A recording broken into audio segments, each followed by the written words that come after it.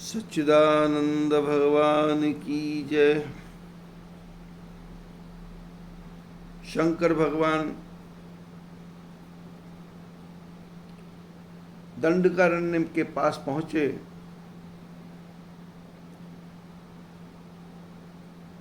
और संसार के परमात्मा को रोते हुए देखा।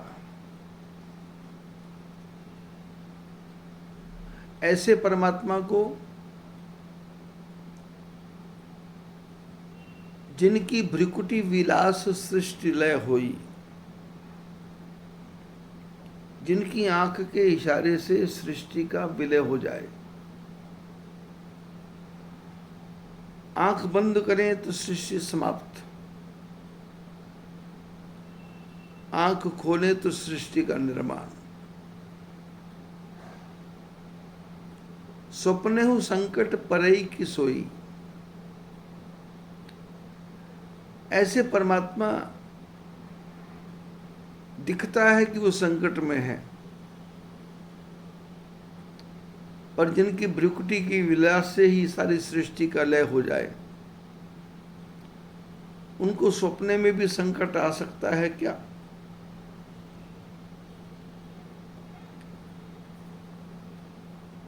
ऐसे भगवान को देख करके शंकर भगवान के मुख से सहज ही निकल गया,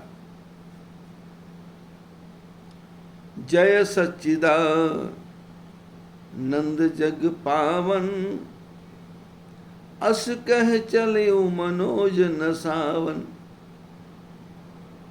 सच्चिदानंद भगवान की जय।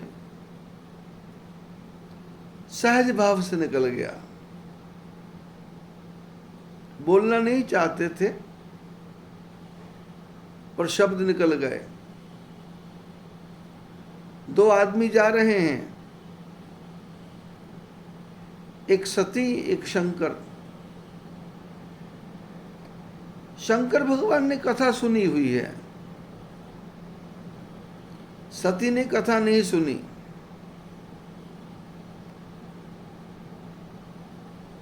शंकर राम जी से पहले ही रामायण लिख देते हैं, पट कथा लिख देते हैं कि ऐसे ऐसे भगवान आएंगे, ऐसा ऐसा करेंगे,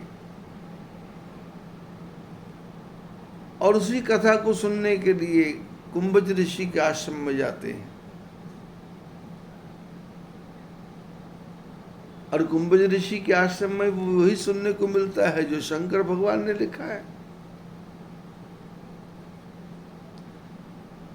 और ये जो कथा है, ये शंकर भगवान ने सती को पहले ही सुना रखी थी।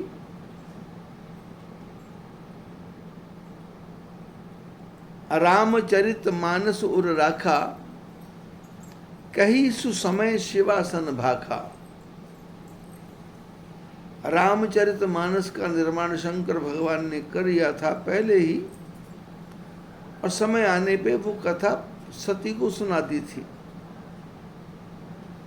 शंकर जी की पत्नी शिवा, शिव की पत्नी शिवा, तो शिवा को सुना दिया था। और ये भी सुनाया था कि दंडकारण्य आएगा, सीता चुराई जाएगी, और वहां पर शंकर भगवान पहुंचेंगे और वहां सच्चिदानंद भगवान की जय कहेंगे। सुनाया था, लेकिन सती का स्वभाव सुनना था, समझना नहीं था।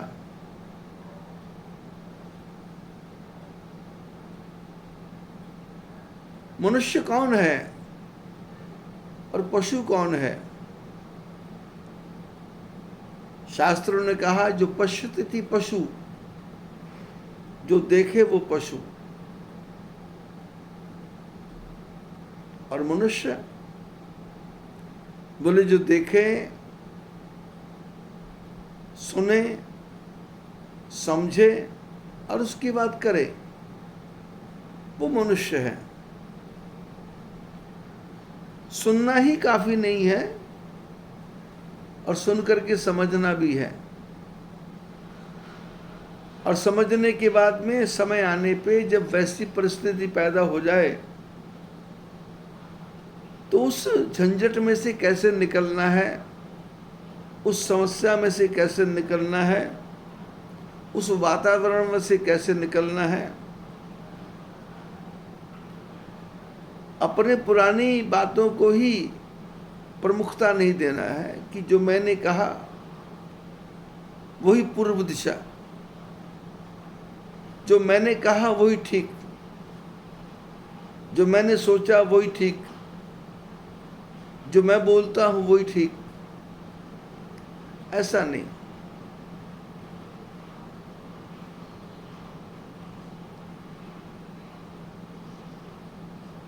मोबाइल पर सत्संग टेलीकास्ट हो रहा है। ये कथा खामगांव में भी चली, ये कथा अमरावती में भी चली, ये कथा लुधियाना में भी चली, ये कथा हिमाचल में भी चली। लेकिन कथा तो वही थी, लेकिन मोबाइल के बैकग्राउंड में दृश्य बदल गए। मकान का कोना कौन सा है, मकान की दिशा कौन सी है, मकान का हिस्सा कौन सा है, सुनने वाला समझ रहा था कि आज कथा अलग जगह पे हो रही है। वैसे तो YouTube वाले भी डाल देते हैं कि 31 मार्च की कथा है, 26 मार्च की कथा है, ये पहली कथा है, ये दूसरी कथा है। लेकिन सुनने वाले ने बैकग्राउंड ही देखा और कथा की तरफ ध्यान ही नहीं दिया, तो फिर कथा का महत्व नहीं है, बैकग्राउंड का महत्व है।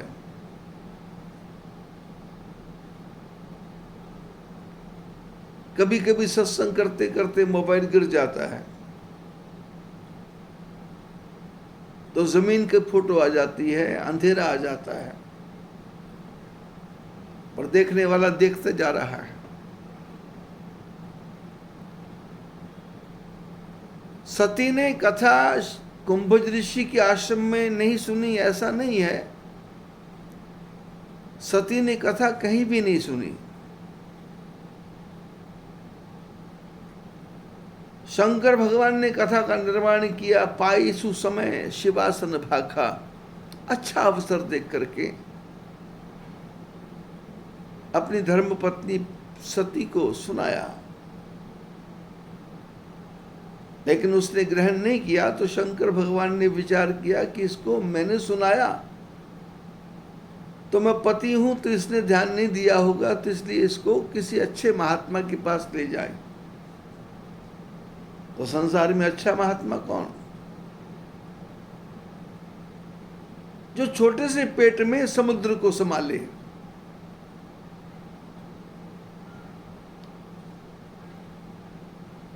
घड़े में से पैदा होने वाला कितना बड़ा हो सकता है, और घड़े में से पैदा होने वाला का पेट भी कितना बड़ा हो सकता है। लेकिन वो घड़े वाला पेट वाला, छोटे से पेट वाला समुद्र को कैसे पी जाएगा? पर पी गया। ये घड़ा क्या है, समुद्र क्या है? हमारी आपकी बुद्धि ही घड़ा है। ये पेट तो, इसमें तो लिमिट है, एक लिमिट तक भोजन किया जा सकता है, लेकिन बुद्धि, दिमाग, वैज्ञानिकों ने कंप्यूटर बनाया दिमाग को देख करके, और कंप्यूटर दिमाग से भी ज्यादा दौड़ने लग गया। लेकिन ऐसा नहीं है कि कंप्यूटर भागता है, दिमाग उससे भी तेज भागता है। कंप्यूटर में भी वर्जन आ रहे हैं,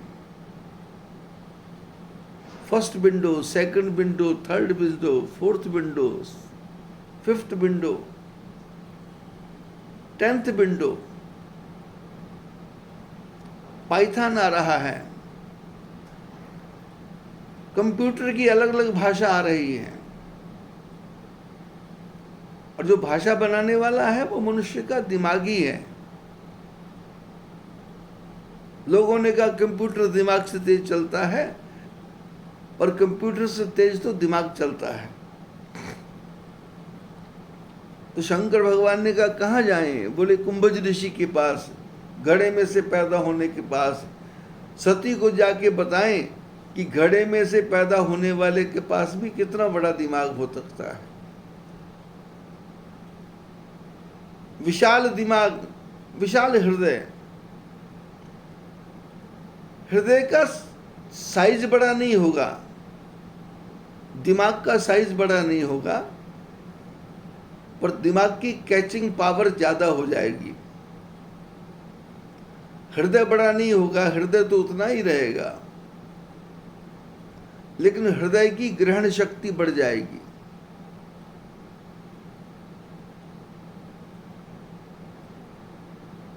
बूंद समानी समुद्र में,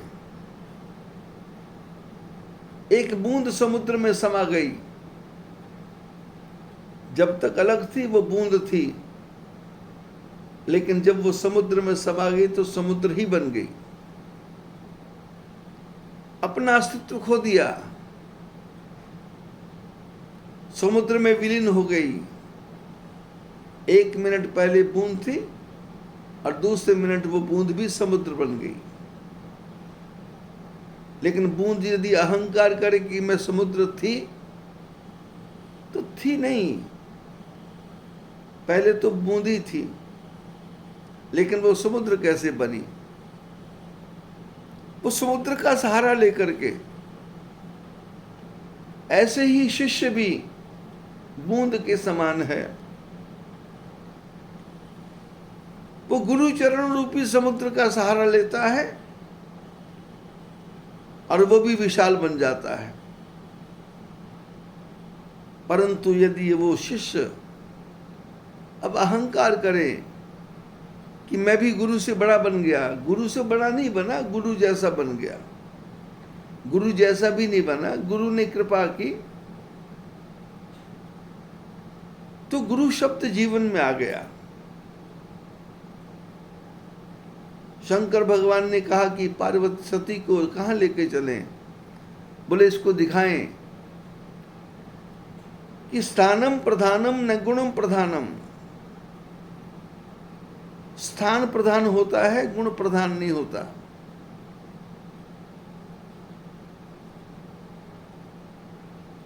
एक बार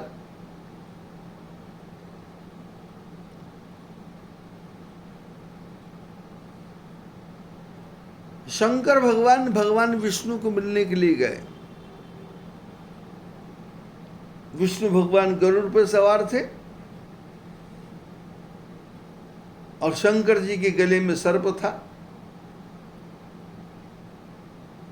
सर्प का स्वभाव होता है कि कोई अननोन आदमी आए तो अपने फन को फैला करके वो फुफकारता है। सांप पतला सा होता है, लेकिन सामने बड़ा आ गया तो अपने आप को बड़ा बनाने की चेष्टा करता है, तो फन को फैलाता है। फन को फैला करके दिखता है कि भयंकर है। क्रोध आ गया उसके मन में, सांप के मन में क्रोध आ गया।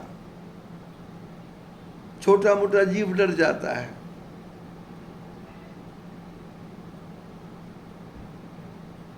गरुड़ जी भगवान विष्णु को लेकर के गए शंकर जी के पास में कैलाश पर्वत पे। शंकर जी बैठे हुए थे, गरुड़ जी ने विष्णु भगवान को उतारा और सांप ने अपना फन फैला दिया और गरुड़ की तरफ देखा। गरुड़ ने कहा सांप ज्यादा करो मत, ज्यादा इतराओ मत, तुम्हारी औकात ही क्या है? तुम शंकर जी के गले में पड़े हुए हो और तुम्हारे मन में अहंकार आ गया।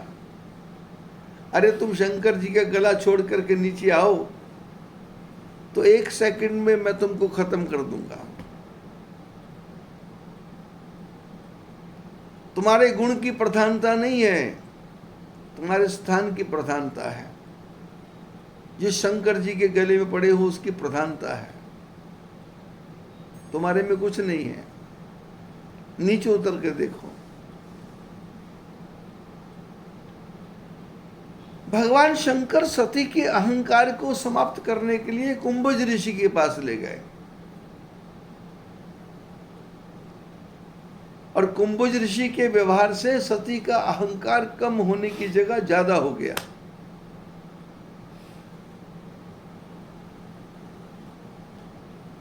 लोहे को जमीन पर रख दे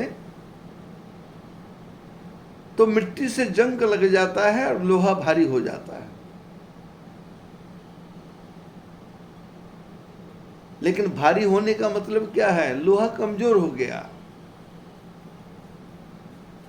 लोहा साफ है, मकान में लगाएंगे, उसका जीवन लंबा रहेगा। लेकिन लोहे को जंग लग गया, भारी दिख रहा है पर भारी है नहीं।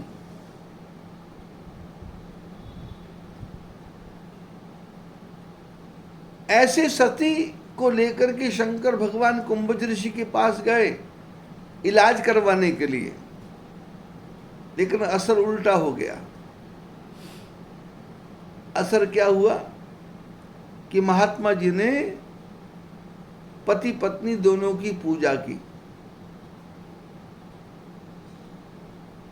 महात्मा जी ने पूजा इसलिए की कि संसार के मालिक आए हैं और मेरी छोटी सी झोपड़ी में आए हैं, मेरा धर्म है पूजा करना। लेकिन पूजा करने का असर शंकर भगवान को नहीं पड़ा, पर पूजा करने का दुष्प्रभाव सती के ऊपर पड़ गया।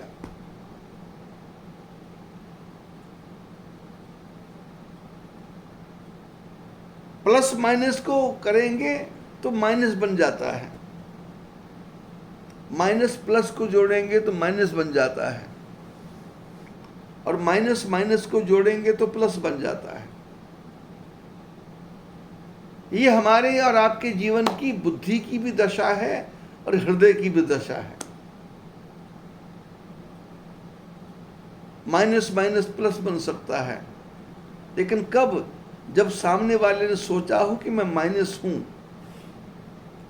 जब सामने वाले ने सोचा कि मैं ही बुद्धिमान हूं, तो फिर उसको जितना मर्जी माइनस के पास लेके जाएं, वो फिर प्लस माइनस माइनस हो जाएगा। 0 इंटू 0 इंटू 0 इंटू 0 करेंगे तो 0 ही निकलेगा। 2 इंटू 2 इंटू 2 इंटू 2 इंटू 2 कर दोगे और फिर सारा करने के बाद में इंटू 0 कर दोगे तो फिर 0 हो जाएगा। संख्या का बल बढ़ गया, लेकिन साथ में अविवेक आ गया, बुद्धि नहीं आई, तो माइनस हो गया। इंटू की जगह 0 हो गया, तो सारे 0 हो गया। संतों ने कहा 1 से 0 लगाओगे तो 10, 10 से 0 लगाओगे तो 100, 100 से 1000, 1000 से 10, 1000 से लाख। बोले लाख बन गया, तो बोले 1 हटा दो तो खाक बन गया। कीमत 0 की नहीं है, कीमत 1 की है। लेकिन 1 वो जा कहाँ रहा है? शंकर जी सती को लेकर के गए थे कि छोटे महात्मा के पास ले जाकर के वो यदि ज्ञान देंगे, यदि पूजा करेंगे, सत्संग सुनाएंगे, तो सती के मन में भी आएगा कि ऊपर बैठ करके कैलाश पर्वत पर रह करके ही ज्ञान नहीं आता है, समुद्र के किनारे पर रह करके ज्ञान आ सकता है। मीठे बर्फ के ढेर के ऊपर बैठ करके ज्ञान नहीं आ सकता, खारे समुद्र में भी ज्ञान आ सकता है। पानी घर के टांके में जमीन पर पड़ा हुआ वो भी पानी है, लेकिन उसको पानी को निकालने के लिए बाल्टी की जरूरत है, बकेट की जरूरत है। लेकिन मशीन के रास्ते वो पानी ऊपर छत पे चढ़ा दिया गया तो बार बार बकेट लेके जाने की जरूरत नहीं पड़ेगी। टोटी खोलो, पानी पूरे घर में आ रहा है, बाहर के प्याऊ में भी जा रहा है।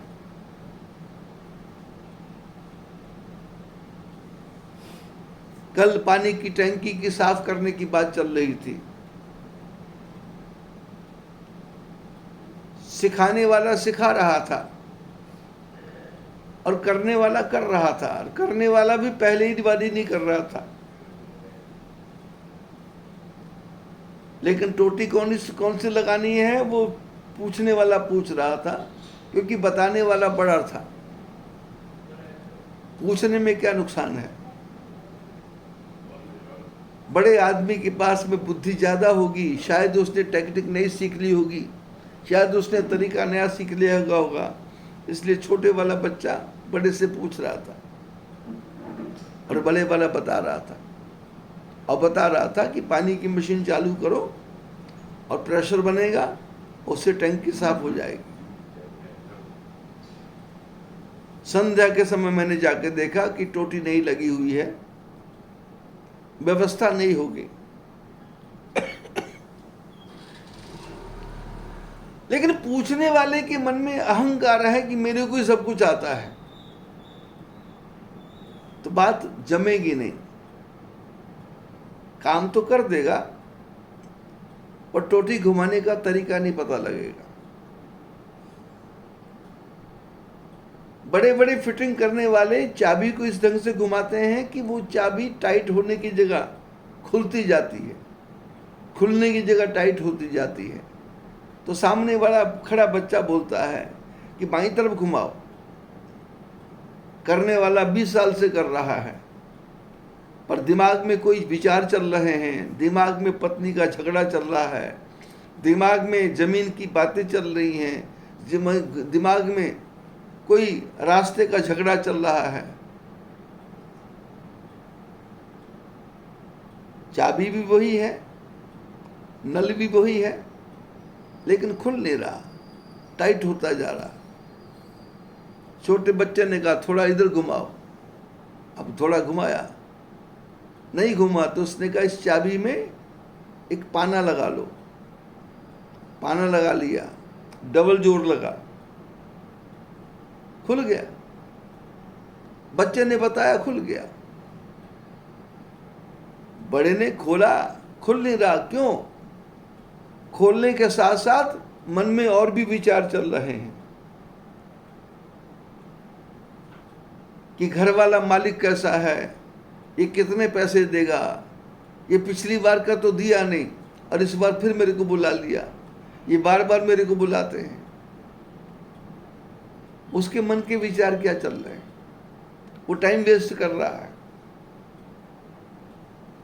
लेकिन बताने वाला जो पुराना है वो पुराने वाला बता रहा है और नए वाला फिर पूछ रहा है कि कैसे करना है। इसको कहते हैं ज्ञान को ग्रहण करना। टोटी का चलना ही काफी नहीं है, टोटी के नीचे जो बकेट रखी है उसको सीधा रखना भी जरूरी है। लेकिन बकेट को अहंकार आ जाए कि मैं इसके सामने झुक के क्यों खड़ी रहूं, अकड़ के खड़ी रहूंगी, तो पानी नहीं भरेगा।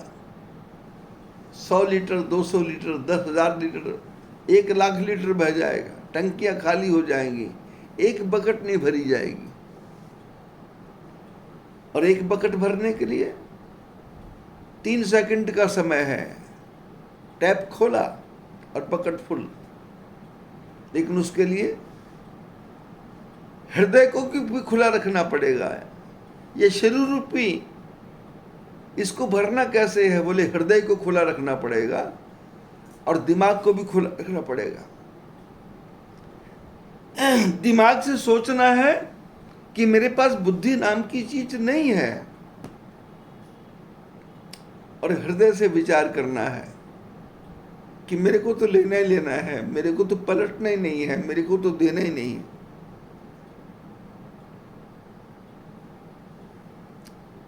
सती को कथा शंकर भगवान ने सुनाई थी, सती ने ध्यान ही नहीं दिया। घर के लोग हैं, कभी भी सुन लेंगे।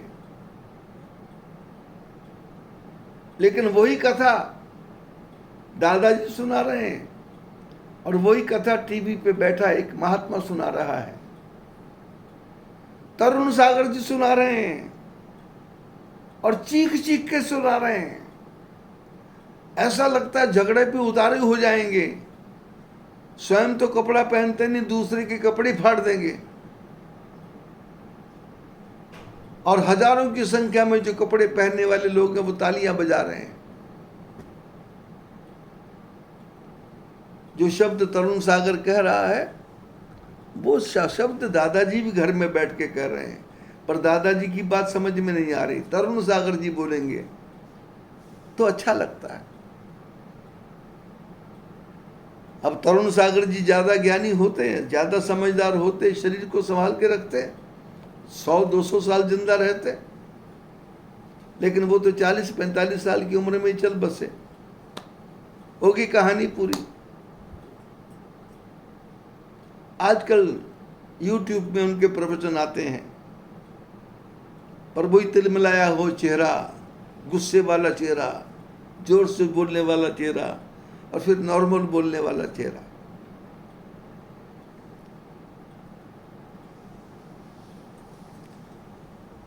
रामचरितमानस में शब्द कम हैं, लेकिन शब्दों की गहराई बहुत ज्यादा है।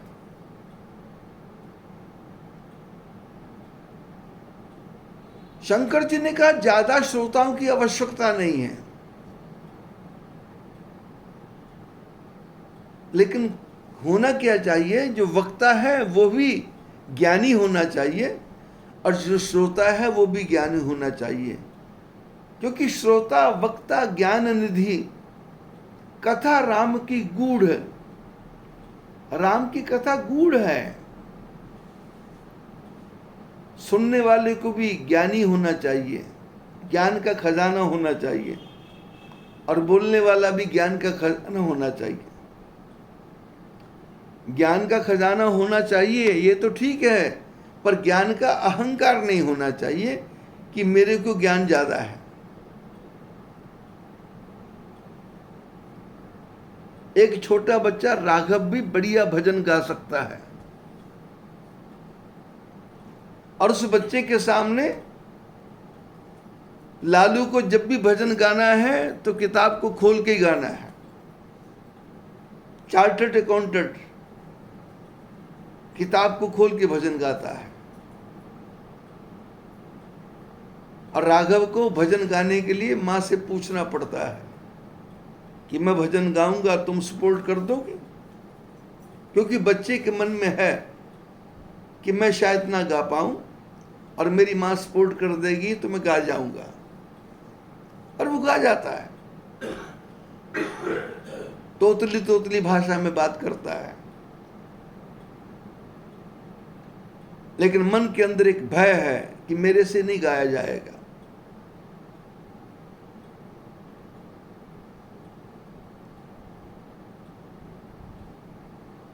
रामायण में शब्द वही हैं,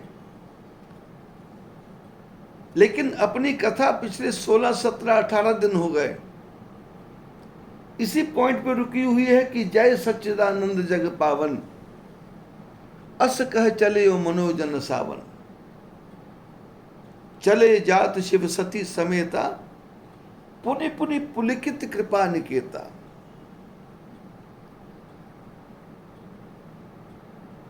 कथा शंकर जी ने सुनाई, सती ने ग्रहण नहीं किया। कथा कुंभज ऋषि ने सुनाई। वहां जाने का कारण ही एक था कि शंकर भगवान जी के बताना चाहते थे कि मैं ही ज्ञानी नहीं हूं, एक घड़े में रहने वाला भी ज्ञानी हो सकता है। और रामायण की कथा को ध्यान से पढ़ेंगे तो याज्ञवल्क्य भरद्वाज जी को सुनाते हैं ये कथा, और यही कथा कौआ गरुड़ जी को सुनाता है। पक्षियों के राजा गरुड़, और पक्षियों में चंडाल पक्षी, चंडाल का अर्थ होता है सबसे गया गुजरा, सबसे बेकार, जिसको देखने से भी घृणा आ जाए, जिसको मिलने से भी घृणा आ जाए, जो सिर के ऊपर ज्यादा कांव कांव करने लग जाए, तो आदमी के मन में भ्रम पैदा हो जाता है कि शायद मेरी मृत्यु तो नहीं आने वाली।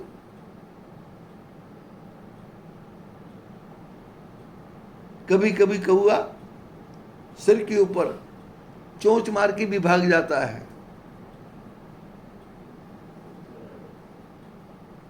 घर के अंदर आदमी बैठा है और बाहर मुडेर पे कौआ बैठा, वहां से सीधा जंप मार के आता है और आदमी के सिर पे चोंच मार के भाग जाता है। और घर के अंदर कौआ चोंच मार के गया, कुछ ना कुछ तो होने वाला है। बचपन में मैं लखनऊ में गया था, एक महात्मा जी के आश्रम में। मेरे सिर के जो केश थे वो घुंघराले घुंघराले थे, जैसे कोई घोंसला हो। तो जिस आश्रम में रहते थे उस आश्रम में एक पेड़ था। महात्मा जी ने कहा पेड़ को काट दो। पेड़ के ऊपर पक्षियों का घोंसला था, कौवा का घोंसला था। हम लोगों ने मिलजुल के पेड़ काट दिया। बाकी तो कुछ कौवों को दिखाई नहीं दिया, कौवों को मेरे सिर का जो बाल थे, केश थे, वो घोंसला दिखाई दिया। उनको लगा कि हमारा घोंसला गिर गया और ये इसकी आदमी के सिर पे चला गया। अब तो मेरा घर से निकलना हराम हो गया, बाजार में जाना हराम हो गया। 10-15 कौवे कांव कांव करते करते मेरे सिर की तरफ आते। उस समय मेरे को ज्ञान नहीं था, बुद्धि नहीं थी, तो मैं घर जाके बोलता था आश्रम में कि कौवे मेरे पीछे पड़े हैं। तो बूढ़े महात्मा जी ने कहा तुमने वो पेड़ तोड़ा, काटा, तो कौवों को लगा कि तुमने किया है और उनका घोंसला गिर के तुम्हारे सिर पे आ गया। जाओ मुंडन करा दो। बाजार में गया, सिर का मुंडन करा दिया, घोंसला चला गया, कौवों ने आना बंद कर दिया। लेकिन यही पॉइंट हम किसी पंडित जी से पूछ लेते तो कह देते थे कि राहु की दशा खराब हो गई है, मौत नंगा नाच कर रही है। और मेरे को भी लगा था कि मौत ही नंगा नाच कर रही है। किसी वैद्य के पास चले जाते हो तो दवाई बता देता कि सिर में ये तेल लगा लो, उसकी तेल की दुर्गंध से कौवे पास में नहीं आएंगे। कोई ऐसा परफ्यूम लगाओ कि कौवे पास में आए तो उनको बुरा सा लगे, वो भाग जाए। किसी तंत्र मंत्र वाले के पास जाते तो वो कह देता तुम्हारे घर का वास्तु दोष खराब हो गया है। अरे वास्तु दोष खराब हो गया तो इसमें तो मेरे दादा भी रहे, परदादा भी रहे, मेरे नाना, फूफा, मामा, भातीजा, भांजा सब रहे, इकट्ठा ही परिवार रहता था। मेरे आने से इसका वास्तु दोष कैसे खराब हो गया?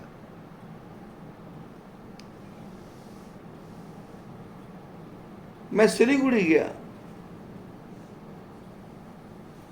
बहुत अच्छा परिवार,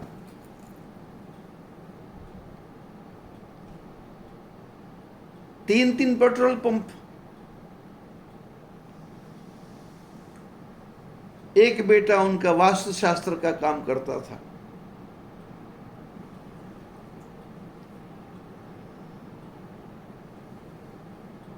मकान 7 मंजिल का नया नया बनाया।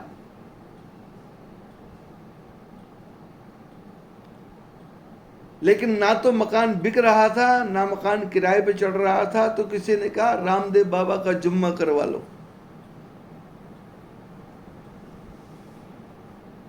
राजस्थान से उस समय एक कलाकार आया करते थे, रामदेव बाबा का जुम्मा पढ़ा करते थे। जुम्मा करवा लिया। मेरा 1 साल बाद जाना होता था तो दूसरे साल पता लगा मकान एज इट इज है, नहीं बिका, जुम्मे का प्रभाव नहीं पड़ा। पैसा ब्याज पे लिया था, ब्याज बढ़ता जा रहा है, मकान की कीमत ऐसे ही है।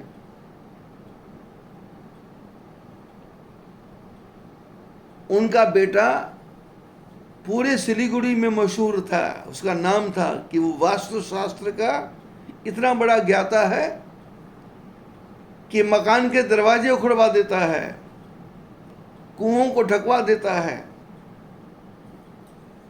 नीचे की कुंडी को ऊपर लगवा देता है, ऊपर की कुंडी को नीचे करवा देता है, बीच की दीवार को तोड़वा देता है और लोगों के घरों में परिवर्तन आ जाता है। 18 साल बीत गए, दुनिया के घरों में परिवर्तन आया पर इसके घर में कोई परिवर्तन नहीं आया। कर्जा बढ़ता चला गया और मेरा जाना होता था और हर साल इनके घर जाना होता था और हर साल एक ही पॉइंट होता था कि मकान बिका, किराए पे चढ़ा या फ्लैट बिका, और जवाब एक ही होता था, कुछ नहीं बना, कर्जा बोले बढ़ता जा रहा है। तो अचानक मेरे मुंह से निकल पड़ा पति पत्नी के लिए कि मैंने कहा आपने किसी को गुरु बनाया है क्या? बोले हाँ। मैं क्या उन्होंने आपको कोई गुरु मंत्र दिया है? बोले हाँ। तो बातों बातों में मैंने कहा कि आपका बेटा वो वास्तुशास्त्र जानता है, उसको पूछ के देख लो। बोले उससे सब कुछ करवा लिया, 2-2.5 लाख रुपए खर्च कर दिया पर कोई फर्क नहीं पड़ा। तो मैंने कहा गुरु मंत्र लिया? बोले हाँ। मैंने कहा मंत्र कौन सा? बोले हम बताएंगे नहीं, गुरुजी ने मना किया है। मैंने कहा बताएंगे नहीं पर आपको याद है? बोले याद तो है। और याद है तो बोलो। बोले बताएंगे नहीं। तो मैंने कहा मेरे को लगता है आपका जो गुरु मंत्र है उसमें कोई ना कोई थोड़ा बहुत कमी है बोलने में। कितना जप करते? बोले 1.25 लाख कई बार कर लिया। मैंने कहा मेरे को लगता है कई मात्रा में दोष है, कई शब्दों में दोष है। श्रीमद् भागवत में कथा आती है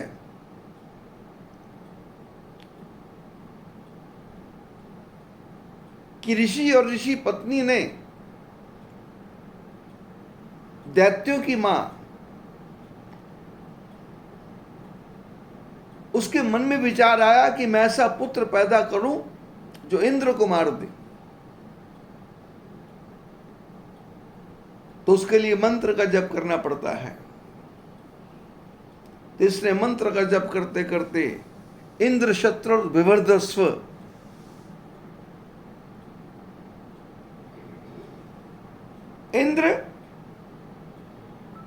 इंद्र के हाथों से जो मरे ऐसा पुत्र पैदा हो। इंद्र शत्रु विवर्धस्व, इंद्र को मारने वाला पुत्र पैदा हो। श्लोक एक ही है, एक इंद्र शत्रु विवर्धस्व, एक इंद्र शत्रु विवर्धस्व। एक में विसर्ग है, एक में ओ है। जिसमें ओ लग गया, ओ का अर्थ है जो इंद्र के हाथों मरे, और जिसमें ओ की जगह विसर्ग लग गया वो है इंद्र जिसके हाथों मरे। माने मंत्र का जप तो किया पर मंत्र ऐसा बोला गया कि इंद्र के हाथों जो मरे। इंद्र जिसके हाथों मरे नहीं, इंद्र के हाथों जो मरे। मंत्र तो हुआ लेकिन मंत्र के शब्द थोड़ा टेढ़े हो गए और अंत में वृत्रासुर पैदा हुए जो इंद्र के हाथों मर गए। पुत्र तो पैदा हुआ। तो उन्होंने अपना मंत्र बताया, बहुत डरते डरते ये गुरु का मंत्र नहीं बताना चाहिए। और मेरे को उसमें एक मात्रा टेढ़ी दिखाई दी।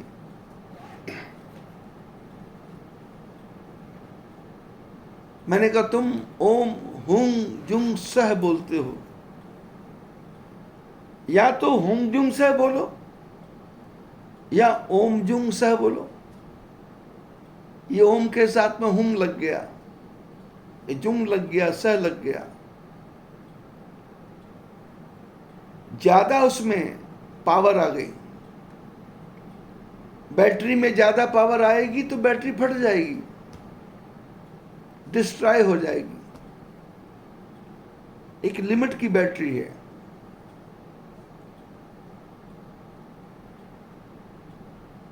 रविंद्र जी बताते हैं लोगों को कि 180 वाली बैटरी है, 160 वाली बैटरी है, 140 वाली बैटरी है। फ़ोन पे बात जब करते हैं, हालांकि मेरे को वो टेक्निक समझ नहीं आई, पर सुना कई बार है बैठे बैठे। 160 वाली बैटरी का रेट कम है, 180 वाली का रेट ज़्यादा है, और सामने वाला पूछता है तो ये बताता है कि 180 वाली की गारंटी ज़्यादा है, टाइम लिमिट ज़्यादा है, समय ज़्यादा है। मैंने कहा आप गुरु मंत्र तो जप कर रहे हैं, लेकिन गुरु मंत्र में शब्द ज़्यादा हो गए। या तो होम जुंग सह बोलो या ओम जुंग सह बोलो, इसका 1.25 लाख जप करो। और मेरे बोलते ही उन्होंने जप किया, और तीसरे दिन ग्राहक आ गया। 27 करोड़ रुपए का ग्राहक आया। 20 करोड़ रुपए उन्होंने बाजार का देना था। जब मकान बिका और 3 दिन के अंदर अंदर परिवर्तन हो गया, वो सारा वास्तुशास्त्र धरे का धरा रह गया। लेकिन मंत्र का सहारा,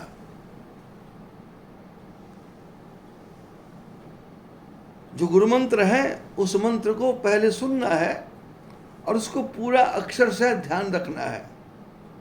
बोलते समय शब्द ठीक ठीक हो। इंद्र शत्रु विवर्धस्व, इंद्र शत्रः विवर्धस्व, दोनों में अंतर पड़ गया। इंद्र को मारने वाला पुत्र चाहिए था, पर इंद्र के हाथों से मरने वाला पुत्र पैदा हुआ, एक शब्द की गलती से। लम्हों ने खता की थी, सदियों ने सजा पाई। बोले 1 सेकंड की गलती से सैकड़ों साल तक सजा मिलती रहती है। करोड़ों फूल भी कम है गला अपना सजाने को, एक ही भूल काफी है जिंदगी भर रुलाने को। दुनिया भर के फूल लेकर के आए, गला सजा लिया, पर फूल 2 दिन में मुरझा जाएंगे। लेकिन जीवन में एक भूल कर दी, उस भूल से जीवन भर दुख ही दुख है, कष्ट ही कष्ट है।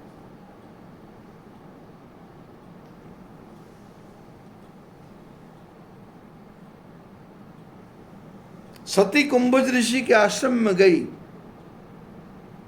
पर कुंभज ऋषि ने पूजा की, लेकिन पूजा करने का फल क्या हुआ? समझदार आदमी समझता, इतने छोटे से आदमी ने हमारी पूजा की है और हम अननोन हैं, नए नए आए हैं, और ये समुद्र के किनारे बैठ रहा महात्मा क्या समझता है कि हम परमात्मा हैं? बता के तो नहीं आए, घोषणा करके तो नहीं आए, कहीं पंपलेट बांट के तो नहीं आए कि संसार के परमात्मा आ रहे हैं। कुंभज ऋषि के आश्रम में तो रोज ही लोग आ रहे हैं, सत्संग सुन रहे हैं। ये 2 पति पत्नी भी आ गए, तो माथे पे तो कोई लिखा नहीं था भगवान है, लेकिन सती को सोचना चाहिए था कि जिसने देखते ही हमको बड़ा समझ लिया, वो कितना ज्ञानी हो सकता है। ये विचार मेरे मन में आज ही आ रहे हैं, जो आज के विचार चल रहे हैं आज ही आ रहे हैं।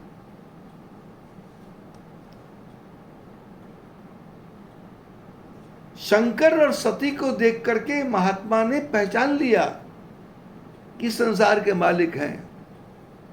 तो सती को विचार करना चाहिए था कि ये महात्मा जब हमको पहचान लिया, अननोन को पहचान लिया कि ये महात्मा है, तो इसकी बुद्धि कितनी विशाल होगी, इसकी देखने की दृष्टि कितनी विशाल होगी, इसका विजिंग पावर कितना बड़ा होगा, इसकी दिव्य दृष्टि कैसी होगी।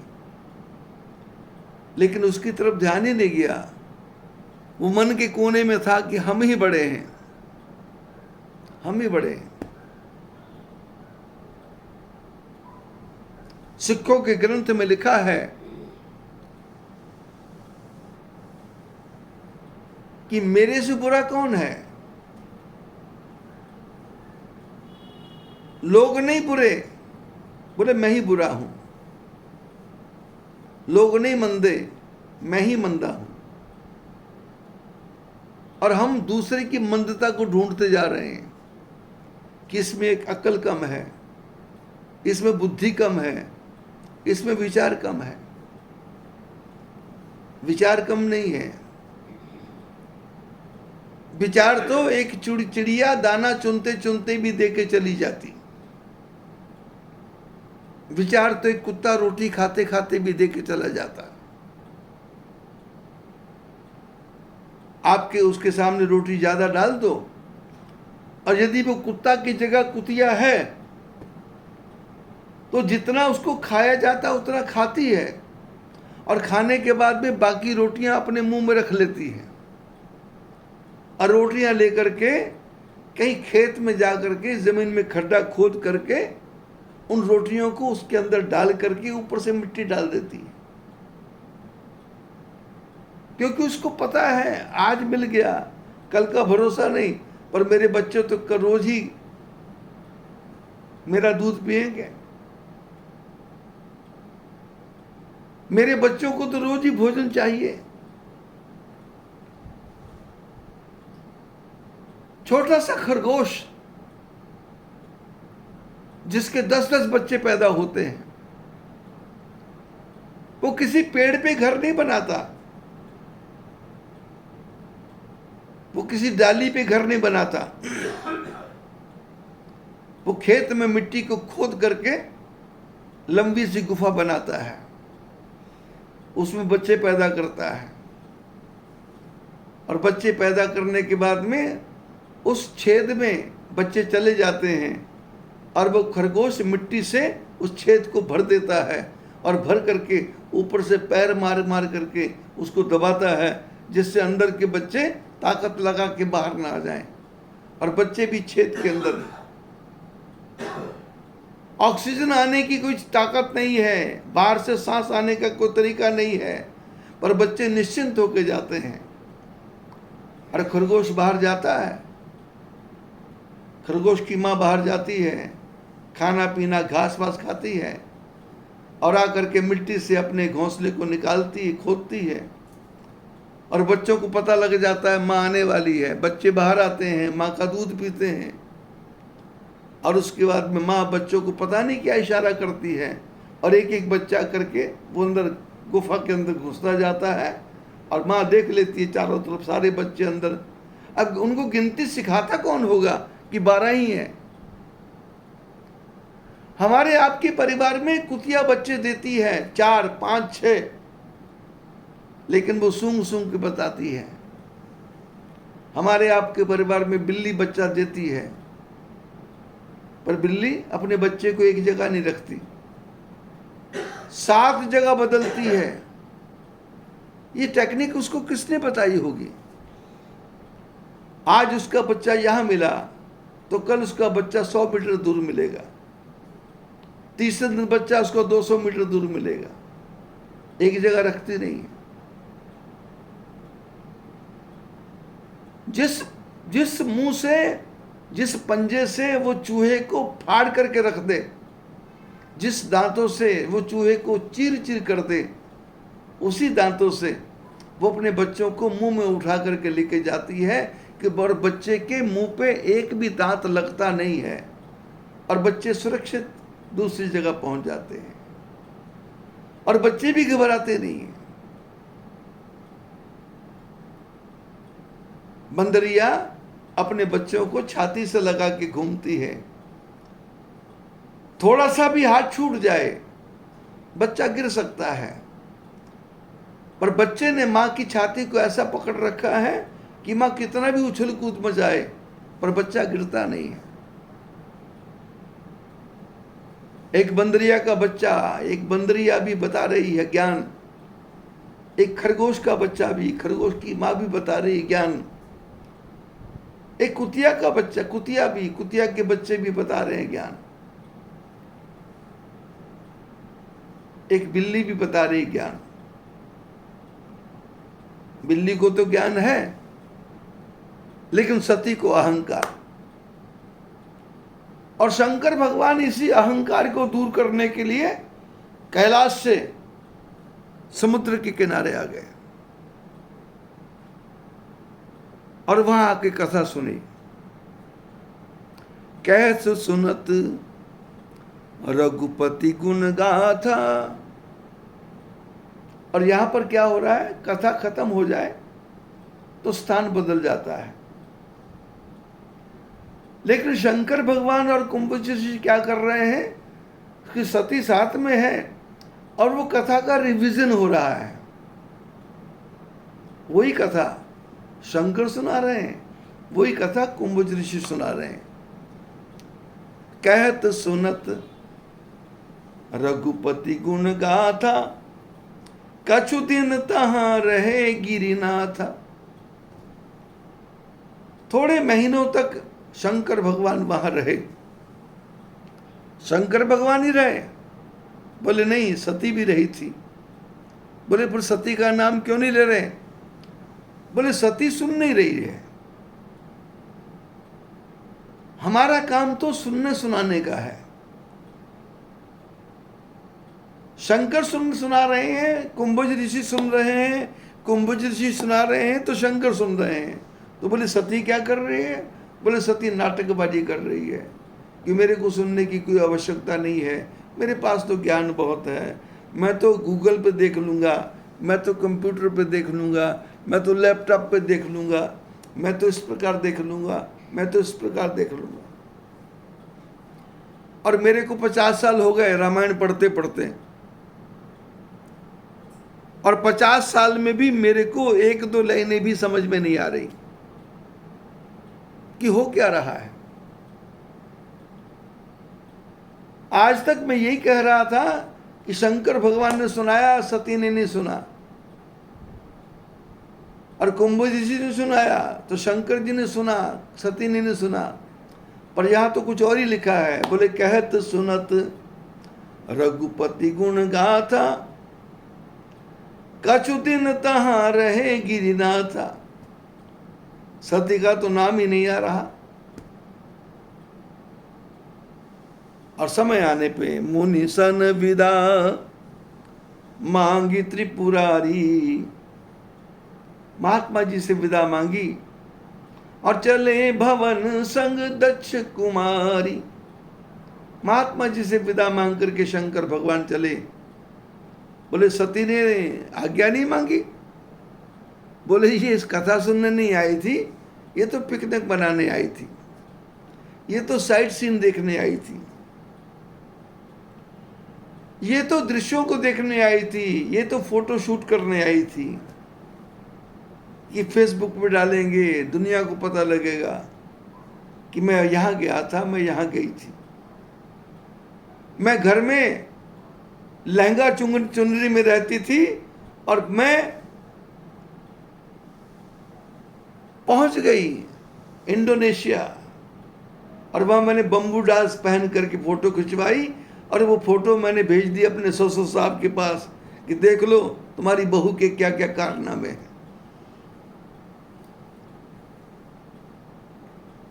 गले में भी पल्लू नहीं है, वो भी उतार के फेंक दिया, और ब्लाउज की जगह शर्ट पहन ली और बम्बू डांस पहन करके फोटो इंस्टाग्राम में डाल दी। सब देखो कि बहू क्या कारनामे, क्या गुल खिला रही है। कथा की तरफ ध्यान नहीं है। मेरे ससुर साहब को पता लग जाए, मेरी सास को पता लग जाए, मेरी नंदों को पता लग जाए, जिससे वो भी आकर के यहाँ बम्बू डांस पहन के घूमे। सती साथ में है, लेकिन वापस में जब आई तो संग सती जगजननी भवानी। सती आई, जगजननी आई, भवानी आई, लेकिन जिस कारण जिसके लिए शंकर लाए थे वो काम तो किया ही नहीं। बोले वापस जा रहे हैं, बोले चले भवन संग दक्ष कुमारी। बोले वापस जा रहे हैं, कौन जा रहा है साथ में? बोले दक्ष राजा की लड़की जा रही है, किसी की छोकरी जा रही है। बोले भवानी बोला था? बोले कैंसल। जगत जननी? बोले कैंसल। बोले सती? बोले कैंसल। बोले क्यों? बोले सती तब थी जब कथा सुनती, जगत जननी तब थी जब कथा सुनती, भवानी तब थी जब कथा सुनती, और जब इसने कथा ही नहीं सुनी तो फिर किसी राजा की लड़की है। ऐसी लड़कियां बहुत घूमती हैं।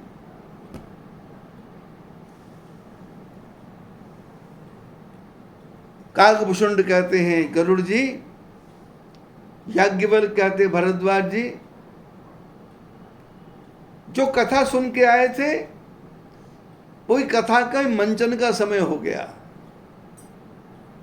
धरती पे राम रो रहे हैं और शंकर जी के मुंह से निकल पड़ा भगवान की जय जयकार। हम लोग गाड़ी में बैठ के जाते हैं तो किसी किसी गाड़ी में ड्राइवर किसी किसी जगह पर सिर को हाथ लगा के प्रणाम सा करता है, और हम लोग देखते हैं कि इसने प्रणाम किया। ईसाई होता है तो क्रॉस बनाता है, मुसलमान होता है तो अपने हाथ का इशारा करता है, और हिंदू होता है तो प्रणाम करता है। स्टीयरिंग संभाल रखा है और एक हाथ छोड़ करके भी प्रणाम करता है, क्योंकि गांव से बाहर जा रहा है। ग्राम देवता मेरी रक्षा करें, स्थान देवता मेरी रक्षा करें, मेरे देवता मेरी रक्षा करें। रास्ते में कई जगह एक्सीडेंट होते हैं, लोग वहां मंदिर बना देते हैं, तो ड्राइवर लोग वहां भी प्रणाम करते हैं कि जैसे इनका बुरा हाल हुआ वहां हमारा ना हो। उसको लगता है प्रणाम करने से देवता मेरी सुन लेंगे। देवता सुने ना सुने, पर वो सावधान हो गया कि यह एक्सीडेंट हुआ था, मेरे को ध्यान से चलाना है। वो प्रणाम करता जाता है, लेकिन जो सवारियां बैठी हैं उनको डर लगता है, इसने हाथ छोड़ दिया। पर हाथ नहीं छोड़ा, उसने एक हाथ से पकड़ रखा है, पर एक हाथ से प्रणाम करता जा रहा है। उससे पता लगता है यहां भी कोई मंदिर है, यहां भी कोई मंदिर है, यहां भी कोई मंदिर है। शंकर भगवान ऊपर कैलाश ऊपर जा रहे थे, आसमान से आकाश से जा रहे थे, नीचे राम जी रो रहे हैं, और शंकर भगवान ने विचार किया कि क्या करूं, इनका दर्शन करना चाहिए।